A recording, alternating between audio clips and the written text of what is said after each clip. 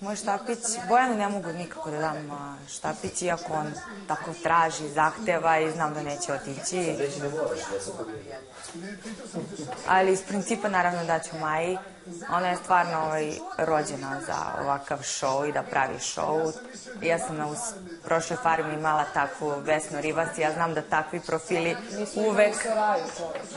uvek su dobrodošli za šou, tako da idu za drugim ljudima i da prave neki problem. Jednostavno, ja to ne podržavam i ne volim takav način, kad neko baš na takav način hoće da pravi šou, jer smatram da postoje mnogo drugačijih, lepših načina da može i neko da se nasmeje napolju ili da izazove neka emocija, a ne da se vređaju ljudi tako nisko na bilo koji način. Tako da štapić ide Maji, pogotovo zbog toga što na ulasku u samu farmu me je zamolila da se držimo i da ne napadamo jedna drugu i pružila ruku, ona prva meni, ne ja njoj, ja sam bila na distanci, tako da ne volim ljude koji tako...